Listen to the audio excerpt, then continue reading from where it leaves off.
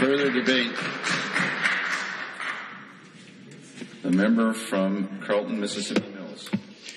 Thank you, Mr. Speaker. I will speak to Bill 66, the Great Lakes Protection Act, which I strongly oppose as a very wrongful piece of legislation that will hurt Ontarians. There are a number of points that I would like to make, and I will begin with speaking to the loss of local autonomy. The implementation of this bill will result in the further erosion of local autonomy for communities across Ontario.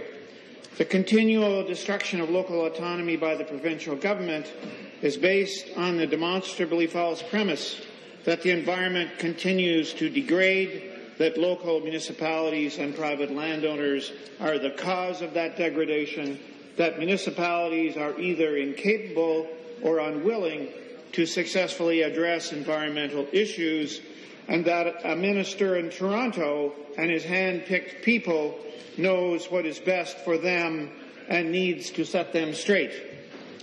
Many, many rural and Northern Ontario residents and municipalities disagree with that flawed and, quite frankly, insulting assumption.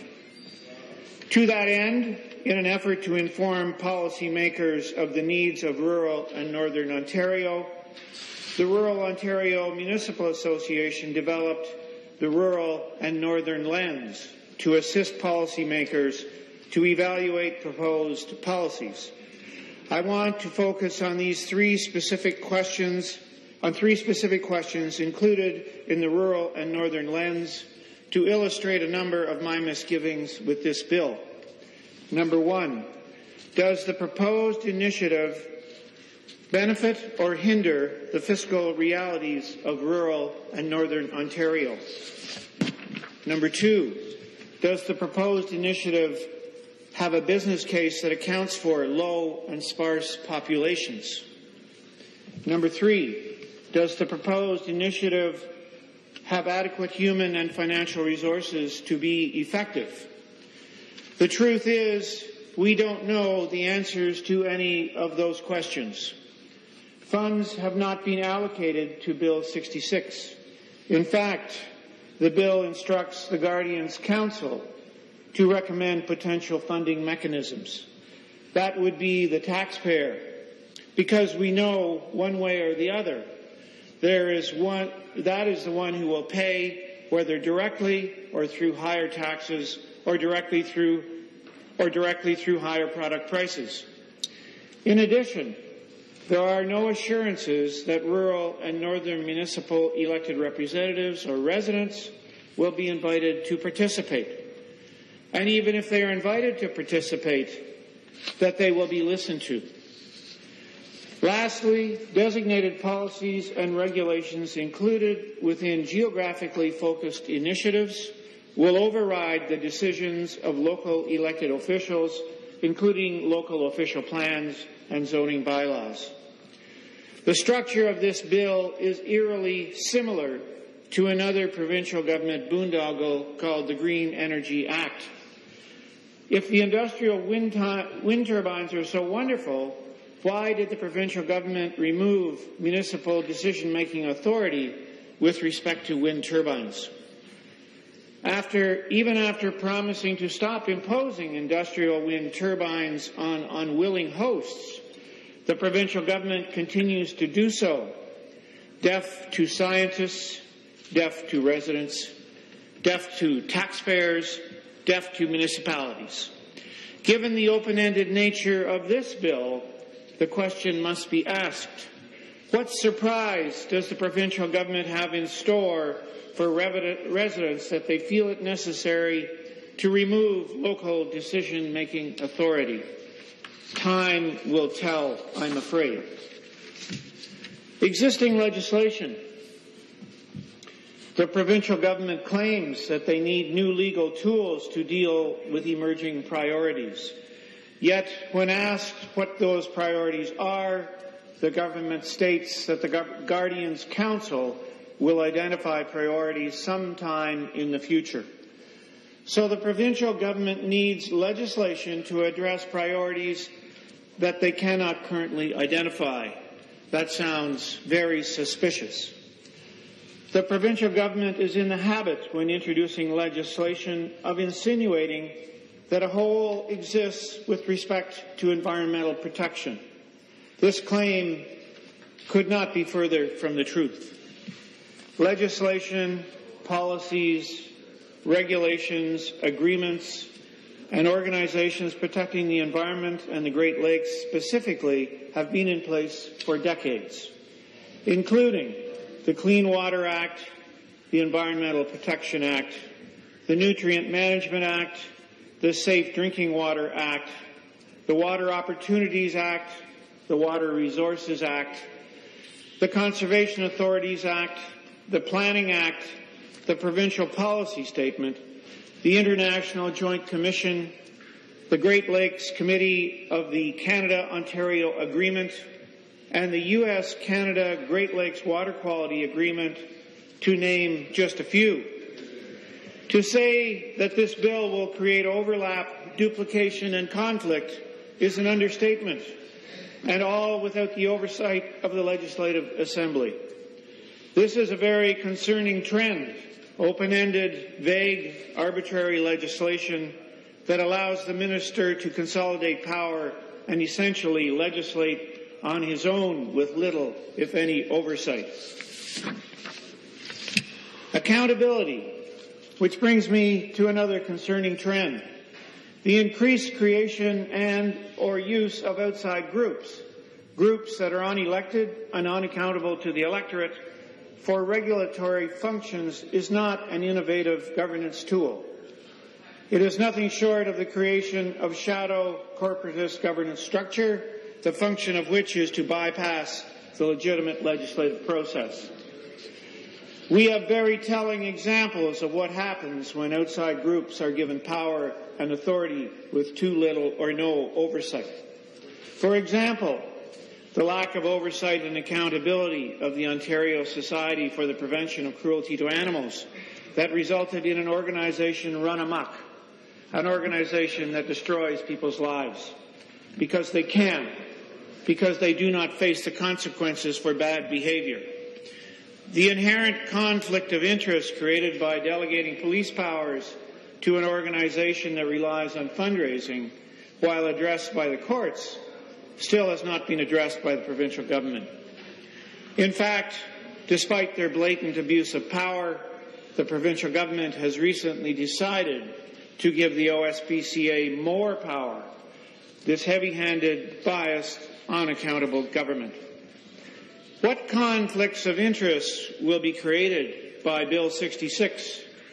We don't know yet, but we do know that NGOs are not above using their lobbying power and appointments to target political enemies, including local businesses.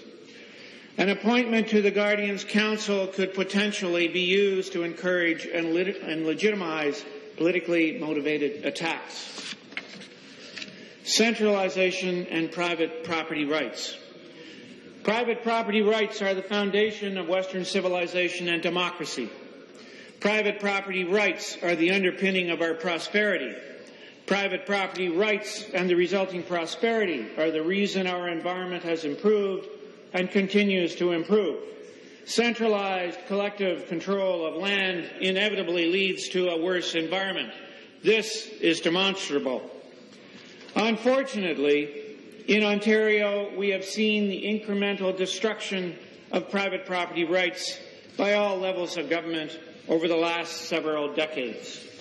I fear that this bill, with its ill-defined and arbitrary authority, is the final nail in the coffin of private property rights in Ontario, and therefore our prosperity and our environment, because without the wealth to fund investments into the environment, they won't happen.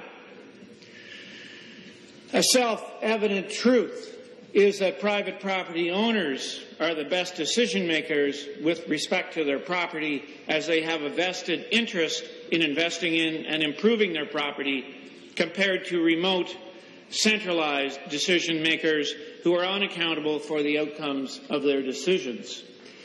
The best decisions for communities and the environment are made at the local level, whether by a local municipality or a private landowner. We know that increased centralization of decision-making and collective control of property results in decreasing prosperity and a degraded environment. One of the best, most visible examples of this phenomena is just a couple of kilometers east of Queen's Park in Cabbagetown. In the 1940s, a large swath of Cabbagetown was torn down to build Regent Park, a collectively owned and centrally controlled public housing project. It is true that Cabbagetown was a slum at the time, but it wasn't because the residents were lazy or didn't want a better environment, but because they lacked resources. Over time, as the residents of Cabbagetown accumulated wealth, they invested their individually accumulated resources in their individual properties, and today Cabbagetown is a beautiful green neighborhood. Currently, homes in Cabbagetown routinely sell for well over $1 million. Also currently, Regent Park, collectively owned and centrally controlled, is being torn down. Regent Park degraded over time because its residents did not own the land and so did not have an incentive to invest in and improve their environment. Centralized decision-making authority and collective control of private land will remove the inherent incentive of private property owners to invest in their land and will inevitably result in a degraded environment. Censorship. What is rarely talked about in this House, what concerns me is censorship.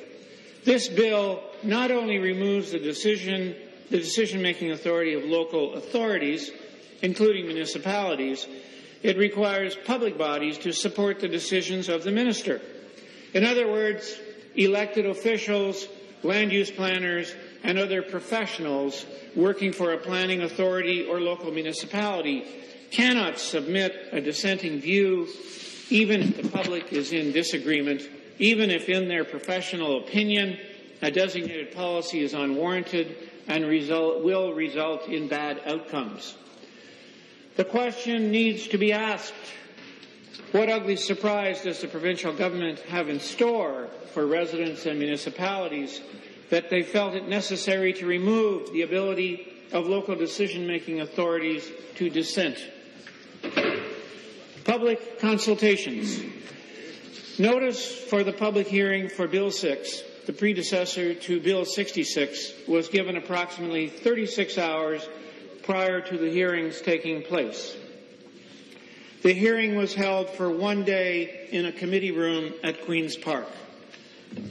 The short notice period, limited hearing time, and location of the hearing disenfranchised many resource user groups, landowners, municipalities, residents, and other interested stakeholders who were unable to attend due to time and travel constraints.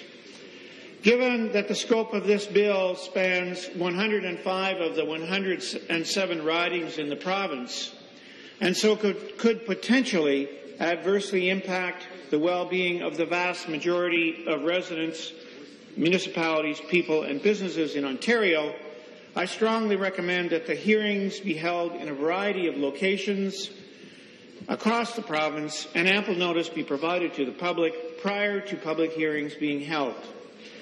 People have a right to be heard, not simply send in a submission which can be safely ignored, but be heard by MPPs and other citizens alike, particularly rural and northern residents who routinely feel ignored by this government. Again, I will refer to Roma's rural and northern lens. There are just 3 questions that need to be answered prior to this bill being passed. Does the proposed initiative ensure that rural and northern communities are receiving equitable treatment or services relative to other parts of the province? Does the proposed initiative accommodate the aspirations of residents from rural communities and the north?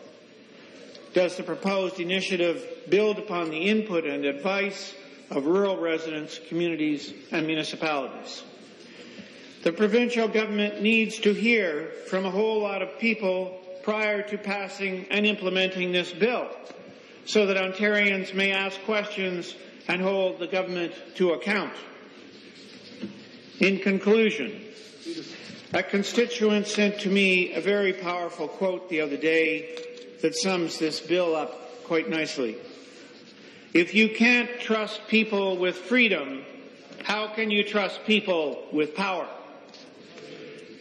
The centralization of power in this bill, similar to the Green Energy Act, will not just disenfranchise private landowners, but also local communities. Rural Ontario doesn't trust this government, and for good reason. Past behaviour is the best predictor of future behaviour. We have witnessed communities devastated by the imposition of industrial wind turbines, which chop up birds, devalue property, and make people sick. So the arbitrary nature of this bill begs the question, what further environmentally destructive policies is the provincial government planning to impose on rural Ontario through this bill? Rural people are tired of being bullied by this government. Whether it's the utter mismanagement of Hydro One, the Green Energy Act, the imposition of industrial wind turbines on unwilling hosts, high and rising energy prices, the loss of 300,000 good manufacturing jobs, the Caledonia land dispute, the unnecessary College of Trades, the eco-tax, the HST added to hydro bills, the cancelling of the OLG slots program at horse racing tracks, the carbon tax, the Ontario pension plan, the list is endless. Here is my last question for the provincial government. Crown land already comprises 85% of the province of Ontario. How much more of our private land and wealth is the provincial government going to seize for itself? Thank you, Mr. Speaker. Questions and comments. The member from Toronto Danforth.